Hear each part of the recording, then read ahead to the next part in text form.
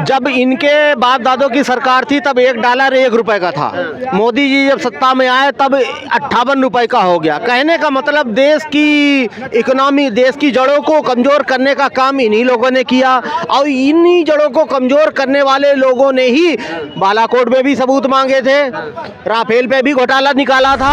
कितने राफेल मारे गए। राहुल गांधी ने यह नहीं कहा कि पाकिस्तान के कितने आतंकवादी मारे गए।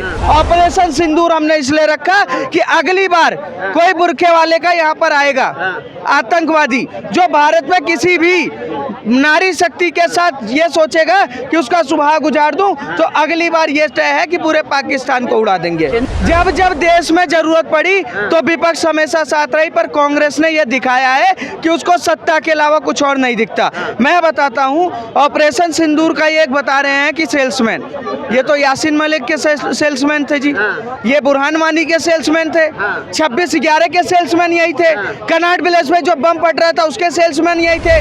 जब बार बार भारत की सेना कह रही है कि हमने उनके हर आक्रमण को विफल कर दिया, फिर भी ये कांग्रेसी, वामपंथी और आरजेडी और समाजवादी पार्टी के जो इंडिया अलायंस है जितने भी हैं ये सब के सब इस देश के खिलाफ बोलते हैं। सेना से मेरा निवेदन है कि अगली बार ऐसा कोई ऑपरेशन हो तो ब्रह्मोस के आगे का जो नुकीला हिस्सा है राहुल गांधी को वहाँ फंसा के बांध कर और फिर छोड़ा जाए। राहुल गांधी वहाँ जाएंगे, चेक करेंगे कितने मरे कितने बचे। हम तो ये जानते हैं कि कम से कम चाय वाले की राज में हम डेली पाकिस्तान में धुआं धुआं करते देखते हैं। हम ये तो देखते हैं कि हमारी आर्मी जो कल तक बैठी रहती थी, जिसके सर काट के ले जाते थे, आज हमारी आर्मी वहाँ माँ काली का रूप लेकर सर काटने का काम करती है।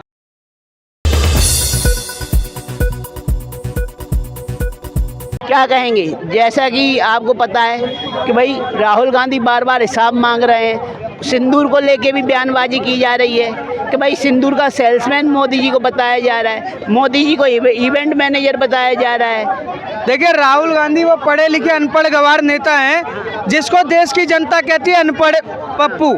आप मुझे बताइए कौन सा राहुल गांधी की आप चर्चा कर रहे हैं? राहुल गांधी कह रहे हैं कि हमारे देश के अरे बताएं कितने मिसाइलें खर्च हुई, कितने राफेल मारे गए। राहुल गांधी ने यह नहीं कहा कि पाकिस्तान के कितने आतंकवादी मारे गए।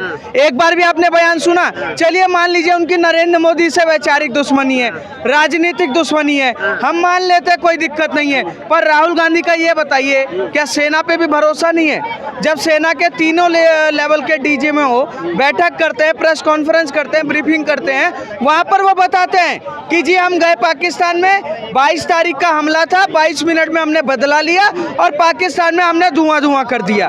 9 जगह को हमने टारगेट किया और उस आतंकवाद को हमने जमीन में गाड़ने का काम किया। जो आतंकवाद आई थी हमारे यहाँ पर नारी शक्ति का सिंदूर छीन कर गई थी। ऑपरेशन सिंदूर हमने इसलिए रखा कि अगली बार कोई बुरखे वाले का यहाँ पर आएगा आतंकवादी जो भारत में किसी भी नारी शक्ति के साथ ये सोचेगा कि उसका सुभाग उजाड़ दूं, तो अगली बार ये तय है कि पूरे पाकिस्तान को उड़ा देंगे। सिंदूर का सेल्समैन जो शब्द यूज किया जा रहा है, इसके पहले चौकीदार चोर है, इसके पहले चाय वाला, मौत का सौदागर भी, नई नई शब्दों की व्याख्या कांग्रेस द्वारा प्रधानमंत्री के लिए निकाली जा रही है। इस पे आप क्या बोलोगे? देखिए, कांग्रेस पार्टी की सभ्यता इतनी रही है, जब 1962 में लड़ाई हुई बीजेपी साथ थी, संघ साथ थी, 71 में साथ थी। जब जब देश में जरूरत पड़ी तो विपक्ष हमेशा साथ रही, पर कांग्रेस ने यह दिखाया है कि उसको सत्ता के अलावा कुछ और नहीं दिखता। मैं बताता हूं, ऑपरेशन सिंदूर का ये एक बता रहे हैं कि सेल्समैन, ये तो यासीन मलिक के सेल्समैन थे जी, ये बुरहान वानी के सेल्समैन थे, 26/11 के सेल्समैन यही थे, कनाट विलेज में जो बम पड़ रहा था उसके सेल्समैन यही थे। क्यों नहीं किया इन्होंने हमला? 26/11 में 264 लोग मारे गए। क्या राहुल गांधी की सरकार थी, मनमोहन सिंह प्रधानमंत्री थे, उन्होंने पाकिस्तान को आंख दिखाया? हमेशा कहते हैं ओबामा यूनाइटेड नेशन, देखो जी हम पर हमला कर दिया।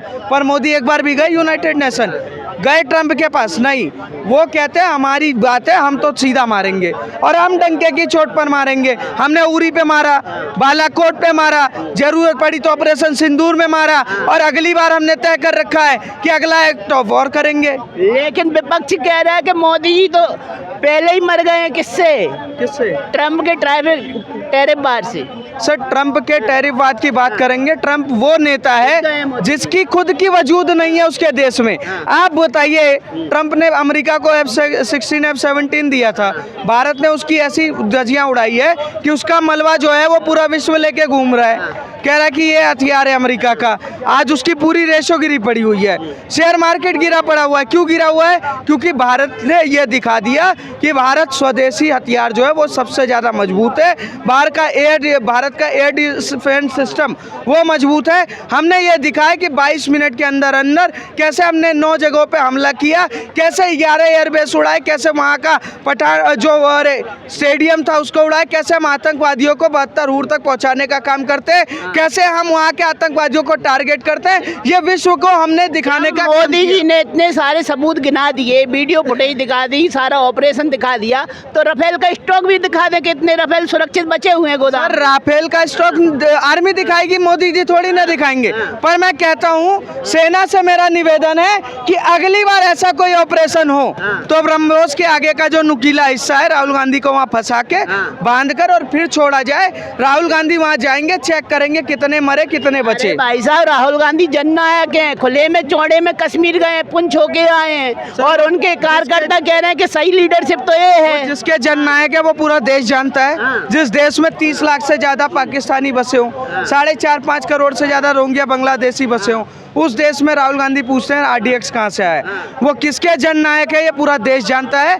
आने वाले समय में विश्व उनको जवाब भी दे रहा है और भारत की जनता भी जवाब देती रहेगी। दादी के कार्यकाल में जो आयरन लेडी कहा जाता है, बांग्लादेश बना दिया गया, पाकिस्तान के 2 टुकड़े कर दिए गए और तंज कसा जा रहा है। मोदी जी POK कब लेंगे? सही बात है, उनकी दादी के राज में उनके 93,000 हमने छोड़ दिए, पर 54 हम अपने नहीं छोड़वा पाए। हम तो ये जानते हैं कि कम से कम चाय वाले की राज में हम डेली पाकिस्तान में धुआं करते देखते हैं। हम ये तो देखते हैं कि हमारी आर्मी जो कल तक बैठी रहती थी, जिसके सर काट के ले जाते थे, आज हमारी आर्मी वहाँ माँ काली का रूप लेकर सर काटने का काम करती है। हम ये देखते हैं कि महादेव का तांडव हमने पहली बार पाकिस्तान में देखा। हमें मज़ा आता है इस सरकार में, हमें उस सरकार में मज़ा नहीं आता था जब हमारे निर्दोष लोग मारे जाते थे और हमारी कांग्रेस की सरकार होती थी, वो कहती थी जो हुआ उसकी हम निंदा करते हैं। हमारी सरकार कहती थी एक गोला मारोगे हम पूरा का पूरा मिसाइल मारेंगे। कांग्रेस का 26/11 तो किसके कार्यकाल में हुआ? कांग्रेस के राज में हुआ सर। आप पता कर लीजिए किसके राज में हुआ। मनमोहन सिंह जो भी थे, जो भी वहाँ पर बैठे हुए थे, जब इनकी सरकार हुई तो ये हिंदू आतंकवाद का गढ़ लिख रहे थे। जब इनको पाकिस्तान से बदला लेना था तो ये साबित करने में लगे हुए थे कि हिंदू आतंकवाद होता है। पर आज ये नरेंद्र मोदी हैं कि आतंकवाद की जड़ को भी ख़त्म करने का काम कर रहे हैं और डंके की चोट पर कर रहे हैं। ये विश्व को भी पता है कि बदला कैसे लिया जाता है, वो भारत सिखा रहा है सबको। लेकिन सबसे बड़ा सवाल तो ये भी है कि एक तरफा जब 26 लोगों की जान गई, 26 लोग हमारे वतन के शहीद हुए, देश के शहीद हुए, तो उसके बदले तिरंगा यात्रा निकल के उत्सव मनाया जा रहा है। कांग्रेस के लोग ये भी बोल रहे हैं तो शोक का समय है, और मोदी जी बिहार में रैली कर रहे हैं। शोक के समय में रैली करना चाहिए, अबे शोक का समय है सर। शोक का समय तब था जब 22 तारीख को हुआ, पर जब उसका बदला हमारी सेना ने डंके की चोट पे ले लिया तो क्या हम उनके शौर्य का जीत नहीं मनाएंगे? ये शौर्य का समय है और इंडियन आर्मी पे गर्व करने का समय है, भारतीय सेना पर गर्व करने का समय है, क्योंकि भारतीय सेना ने 22 मिनट में जो धुआं किया वो देश की जनता को जिंदगी भर याद रहेगा। ऐतिहासिक फैसला था सरकार का और सेना का। लेकिन सच्चाई तो ये भी है कि राहुल गांधी तो खुले में जा रहे हैं, जो पुंछ में मारे हुए लोग हैं उनके घर पे जा रहे हैं, फैमिली मेंबर से मिल रहे हैं, लेकिन नरेंद्र मोदी अभी भी किसी परिवार के पास। सर राहुल गांधी गए तो क्या दिया वहाँ पर? कुछ दिया? मुआवजा दिया कांग्रेस पार्टी ने। राहुल गांधी को मीडिया का हेडलाइन बनने का बड़ा शौक है। आजकल वो पाकिस्तान की मीडिया में हेडलाइन बनने का काम कर रहे हैं। वो प्रवक्ता बने हुए हैं पाकिस्तान के। वो खुद ही कह रहे हैं कि हमारे राफेल मारे गए। हमारी सेना कह रही है कि हमने मारा, वो कह रहे हैं मारे। क्या राहुल गांधी इस देश के वो क्या हैं? विपक्ष के नेता है ना, उनके पास क्या सबूत है कि वो कह रहे राफेल मारा गया? चलिए मान लिया दिखा देंगे, तो क्या राहुल गांधी माफी मांगेंगे? पूछ के आइए उनके चेलों से एक बार। क्या कहेंगे जिस तरीके से प्रधानमंत्री को सिंदूर का सेल्समैन कहा जा रहा है, तो क्या लग रहा है सेल्समैन बन गए हैं क्या सिंदूर के? भाई साहब सेल्समैन की बात नहीं है, जो विपक्ष का बैठे हुए हैं इनका कर्म और इनका धर्म अब ये बन गया है कि भारत कैसे नष्ट हो, भारत की संप्रभुता संपन्न जो देश है ये किस प्रकार से नष्ट हो, इसकी संस्कृति किस प्रकार से नष्ट भ्रष्ट हो। इन्हें तभी मज़ा आएगा। जो आज का इंडिया अलायंस है इसमें कोई संदेह नहीं है कि ये देशद्रोहियों का एक समूह बन गया है। इन्हें देश से कोई लेना देना नहीं है। ये पाकिस्तानी हो या बांग्लादेशी हो, उन्हीं के या विदेश का कोई भी देश हो, उन्हीं के समर्थन में बोलेंगे।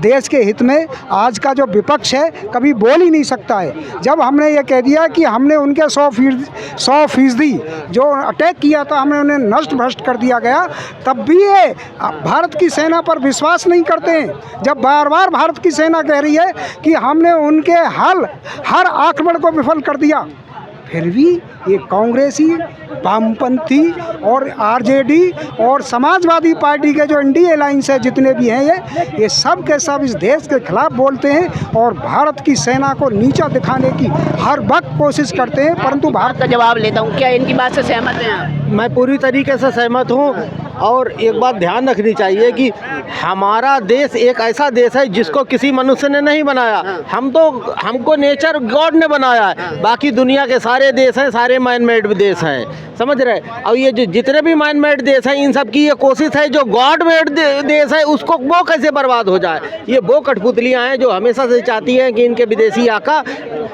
जो कहें उसके इशारे पे चलें। मेरा तो यही मानना है। जिस तरीके से प्रधानमंत्री को सिंदूर का सेल्समैन कहा जा रहा है, इवेंट मैनेजर कहा जा रहा है कि प्रधानमंत्री जी लाशों पे राजनीति कर रहे हैं, और कहीं ना कहीं ये भी पीठ पीछे कह दिया जा रहा है कि पहलगांव के पीछे तो सरकार का ही हाथ है। कई मुस्लिम लोग कह रहे हैं, कई विपक्ष के लोग बोल रहे हैं। जब इनके बाप दादों की सरकार थी तब $1 1 रुपए का था। मोदी जी जब सत्ता में आए तब 58 रुपए का हो गया। कहने का मतलब देश की इकोनॉमी, देश की जड़ों को कमज़ोर करने का काम इन्हीं लोगों ने किया। और इन्हीं जड़ों को कमज़ोर करने वाले लोगों ने ही बालाकोट में भी सबूत मांगे थे, राफेल पे भी घोटाला निकाला था, ना जाने क्या क्या किया। मोदी जी को क्या बता रहे थे कि कसाई, गुजरात का कसाब बता रहे थे यही लोग। ये वही लोग हैं, ये कभी नहीं सुधर सकते। क्या आप? हरगोविंद वाजपेयी। कहाँ से? यूपी। यूपी में कौन सी जगह? जिला शाहजहाँपुर। शाहजहाँपुर जी। तो यहाँ दिल्ली कैसे आना होगा? मैं छोटा मोटा कॉन्ट्रैक्टर हूँ, लेबर सप्लायर हूँ। कंस्ट्रक्शन कंपनी में अपने भेजता हूँ बंदों को सप्लायर। सेना की कार्रवाई पे जब सवाल खड़ा किया जाता है विपक्ष के द्वारा और हिसाब मांगा जाता है, कभी राफेल कितने सुरक्षित हैं आपके पास ये बताया जाए, तो राहुल गांधी को बता देना चाहिए सरकार को या सेना को, या नहीं बता देना चाहिए? जब नेहरू जी का सिगार इंग्लैंड से इंपोर्ट होके आता था उस समय 62 में हमारे सैनिकों के पास जूते नहीं थे। हमारे सैनिक बिना जूतों के बर्फ में लड़ रहे थे चाइना से। अब आप समझिए मोदी जी ने तो इतनी फैसिलिटी दे दी है इंडियन आर्मी को कि अपने ही बॉर्डर में रहो, पाकिस्तान में जहाँ चाहो वहाँ मारो। तो इन लोगों को सर में दर्द होगा ही होगा। देश को समझना पड़ेगा कि आखिर इन लोगों ने हम लोगों को कब तक मूर्ख बनाया है। आपको ये नहीं लगता बिहार चुनाव के पीछे पहलगांव बिहार के पीछे है? देखिए, लालू प्रसाद यादव को हम भारतीय लोग सिर्फ इस वजह से जानते हैं कि वो पार्लियामेंट में रहे हों। सवाल से मत भटकिए, मैं ये कह रहा हूँ कि पहलगांव बिहार चुनाव की वजह से कराया गया, कहीं ना कहीं विपक्षी लोग ये भी बता रहे हैं। नहीं, सिस्टम तो यही कहता है, वो उनकी 5 साल की प्रक्रिया है, उसके हिसाब से हो रहा है। लेकिन एक बात समझना पड़ेगा, लालू प्रसाद ने आजकल जो फैमिली ड्रामा चला रखा है उसके पीछे हमें समझना पड़ेगा। लालू प्रसाद की इमेज सिर्फ इतनी है मजेदार भाषण देने के लिए, ना ही किसी काम के लिए। 30, 35, 40 साल पिछड़े ही जाति लोगों के मुख्यमंत्री रहे बिहार में, क्या कर लिया पिछड़ों के लिए? 35, 40 साल से तुम ही लोग थे। तुमने जब अपनों को नहीं उठाया तो फिर तुम दूसरों बीजेपी को मौका काहे नहीं दे रहे हो?